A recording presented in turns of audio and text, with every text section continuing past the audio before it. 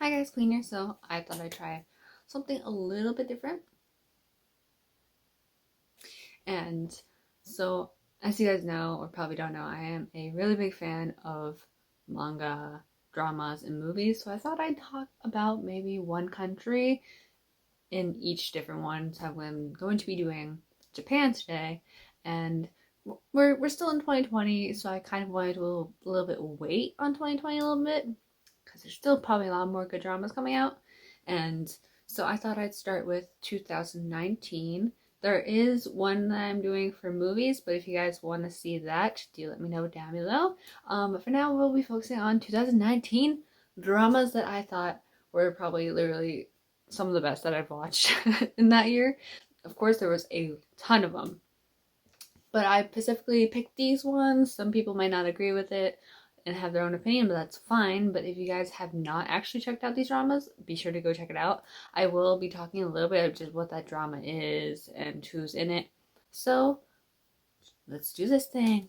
The first one I'm going to be talking about is, I'm going to go down from top six. So I have six of them. There are some more, so I'm just saying I'm gonna go from six to one. So the first one that I picked for my top six, number six is currently High and Low, The Worst, episode 0. I am a big fan of this whole entire franchise of High and Low. I've watched every single one, and oh my god, I just love it. I'm a really big fan. And for those that don't know, they actually uploaded the High and Low movies on Netflix. So if you guys haven't watched it, totally recommend it. It's so good. I'm a big fan of it. So we have Fujio, who's played by Kazuma Kawamura. Sorry if I mispronounce things, by the way. And Tsukasa, who's played by Hokuto Yoshino. Both of those two are actually two members of the Rampage. They're new students of Oya High School, which we see a lot within High and Low. For those that aren't familiar, Oya High School is one of the 5 groups of swords to be exact. But they are the O, a sword. Fujio transferred to a school in the countryside where his grandfather lives. Fuji's life is boring, but while Fujio talks with his grandfather, he looks back on himself. So that's basically just more of a talk about his life before he actually comes back to Oya, which we do see in the Worst movie that he does come back and he's now one of the leaders, as because there's a full-time and there's a part-time, so I'm only giving you some of that information for those that aren't familiar with that series. Definitely recommend you watch the actual series before you watch the movie so you're more familiar with the whole entire series. Confusing a little bit if you don't know the background story to it. The next one we have is Itsuka Nemuri Tsukuhi, which is Someday I'll Fall Asleep, but it also is known for being When One Day I Will Sleep. This one was really good. I was completely shocked by the whole entire drama itself. But here's a little information for you guys that are not familiar with the characters and everything. Morino Hotaru is a second-year high school student who has an unrequited crush on Otaka Ren since junior high. One day, while on a school trip with Ren, her good friends Yamamoto Shiori, their bus gets into an accident. When Hotaru wakes up, a young man who is dressed fully in black appears in front of her. He is Kudo. I fell in love with Kudo. He is so funny and such a great character too.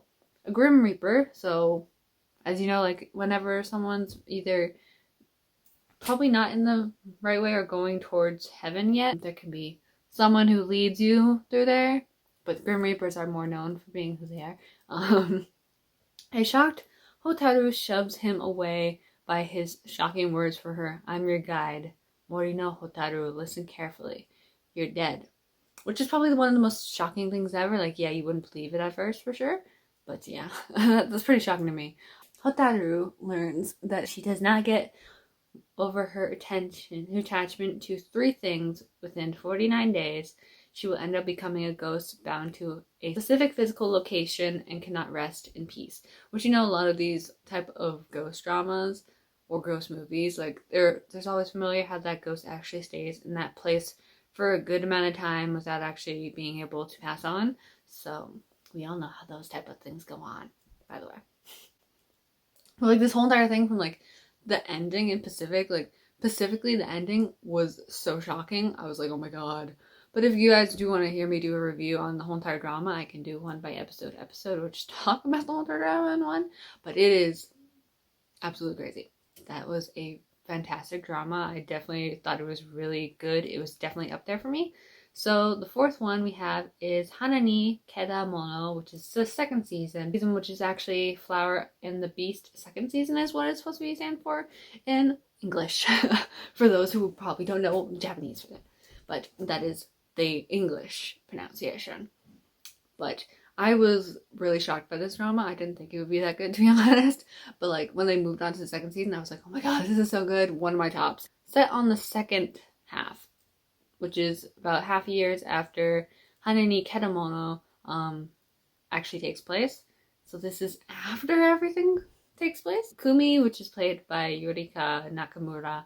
Hyo, who was played by Yosuke Sugino. Oh, sorry if I pronounce things wrong. Then we have Chihaya, who is played by Takashi Matsuso.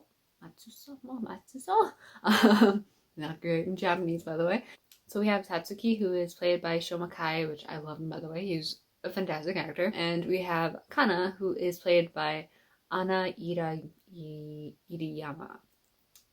And they are about to graduate from high school. They agonize over their future plans and their romance relationships. But that is just that little information about what the second season is. Then my top 3 we are currently on. Oh my god. Like, I really love this drama, and I do understand who's in it, and I have really dealt with the hardship of that. But one of the main characters, Daichi, who's played by the one and only Haruma Miura. Yes, for those who don't know, he recently passed in July. So it's really, really devastating for me because he was such a great actor and I really looked up to him for 12 years. So we're moving on to 13 years now.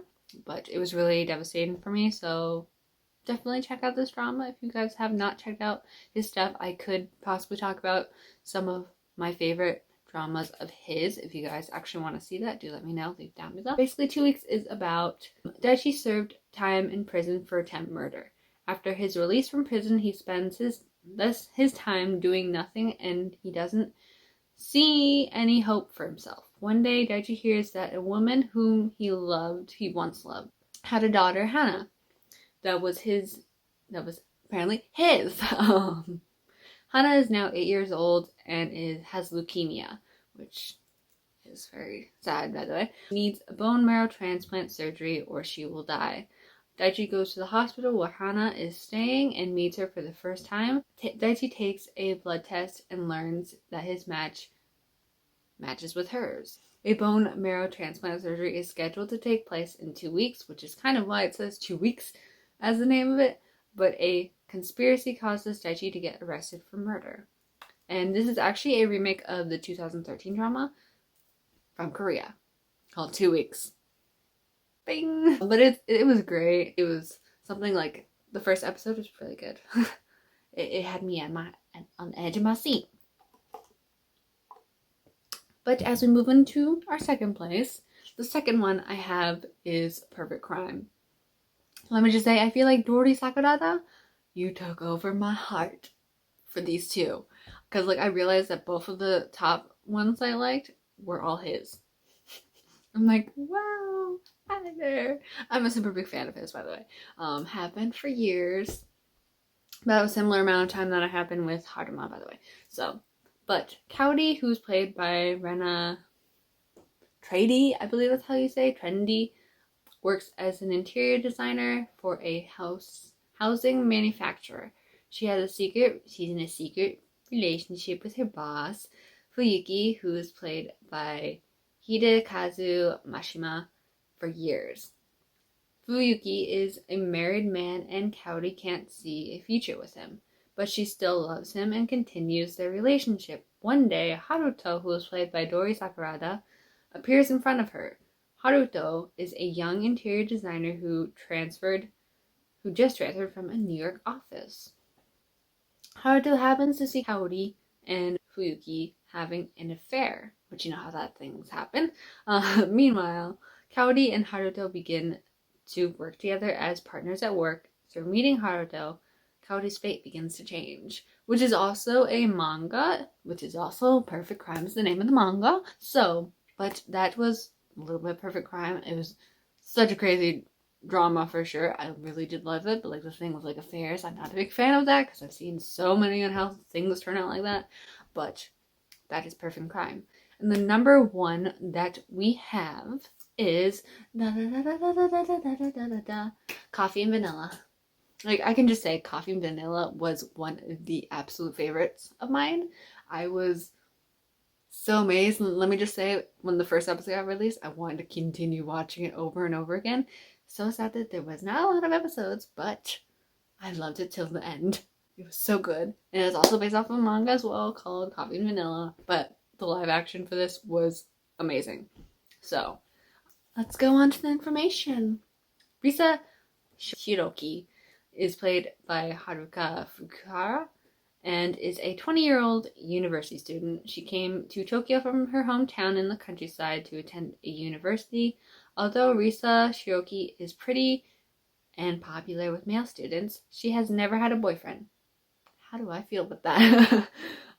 She dreams of having a sweet love one day. Hiroto Fukami, who's played by Dori Sakurada, hi, great to see you again, appears in front of her in a suit. He is a 30-year-old businessman. He is gentle and looks perfect.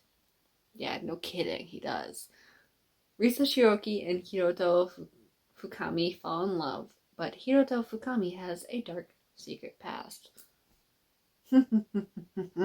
It was so good. It was so good. I'm like such a big fan of that. Like, I watched it so many times, by the way. But I thought, let's move on to some honorable mentions. I thought it'd be cool because we have these dramas, but then there's also a lot of really good other dramas, so I thought I'd do an honorable mention. But the first one we have is Takane to Hana, which is actually also a manga. Everything is just based on mangas nowadays, isn't it? Basically, I did rewatch this last night and I was like, oh my god, at my seat again. It was such a great drama. I'm such a big fan of it. So the story follows the interaction of 16-year-old Hana Nomura, who is played by Aisa Takeuchi, and a 26-year-old Takane Saibara, who's played by Mahiro Tasugi, which I really love him. He plays one of the guys in Kamen Rider Gaim. And oh my god, I love him so much. After watching him in there, I was like, oh my god, I love you. He's a fantastic actor. Definitely recommend you go, guys, and watch his dramas because he is so good. So after Hana takes her sister's place in an arranged marriage with Takane, so things go on from there. And it's just interesting to see how things go with that, because after her and Takane knows that she isn't her sister, he starts to kind of fall in love with her little by little as they go on more dates. And oh my god, it's like the cutest thing in the whole entire world. So the next one we have is actually, there was a movie for this, by the way. If you guys aren't familiar with it, it is called Perfect World. This is the TV series, actually. The TV series wasn't that bad, to be honest. I thought it was good compared to how the movie was. I really loved the movie because Takanori Iwata is in it. I'm like, yes! He's such a great dancer and actor. So, dreaming of becoming an architect, Itsuki Ayakawa, who's played by Tori Matsusaka. There we go, Matsusaka. Which he's a great actor, by the way. I've grown up watching his stuff, and he's fantastic, by the way. Played basketball in high school. In his third year at a university, Itsuki Ayakawa had an accident. He injured one of his spinal cord and became paralyzed from the waist down. Itsuki Ayakawa went through many hardships. He's now in a wheelchair and works as an architect, which is, I'm very happy for him that he is, to be honest. Still followed that dream of wanting to become one, and even if he was paralyzed from the waist down, he still went with it. So good job for you for actually continuing. But it's sad that he can't exactly play basketball the way that he wants to, but you could always do it in a wheelchair too. So as you can see through the drama, has decided he won't ever fall in love because of his physical limitations. I feel like when it comes to that, I feel like it shouldn't really matter if you have something, even if you think that, oh no, I don't want to fall in love just because this happened, because nobody will love me for that. You know, don't believe that stuff, because anything can happen in this world. It shouldn't have to matter with who you really are inside. It should just be however you feel. Don't let that stop you from finding love. Because there are people out there that will like literally fall in love with some people that we never even probably would have known that they would have ever fall in love with. So I find that really cool. I find this type of thing really, really interesting to watch. And, it's just beautiful how everything really takes place with it. So I definitely recommend it. But Itsuki Ayakawa then meets Tsugimi Kawana, who is played by Mizuku Yamamoto. She graduated from the same high school as Itsuki Ayakawa and liked him in their high school days. Back then, Tsugimi Kawana wanted to attend an arts college. But she was not confident in herself and gave up on that dream. I feel like, because it's like, if you really love something so much, go and do it. It shouldn't have to stop you, even if you feel like you might not be as confident to do it. If you really love doing that, like even with art, go ahead and follow that dream of yours. I feel like when it comes to like things, we're just all like could be insecure about things, and we're probably just unsure of like how we can follow our dreams with things that we want to do. But I feel like there's always possibilities that we could become something that we probably would never expected to do, or even something that we loved. It's always great to follow it. She now works at an office job for an interior design company. Her life changes after meeting Itsuki Ayakawa again. They develop feelings for each other, but they also face many difficulties.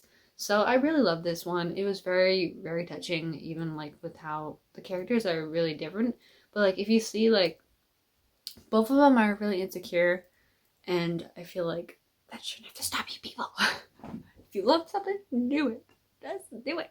Those were some of my top Japanese dramas of 2019. If you guys want to see a 2019 of movies, definitely let me know, or any other year that you guys think that you would want to hear me talk about with what I thought was my favorite.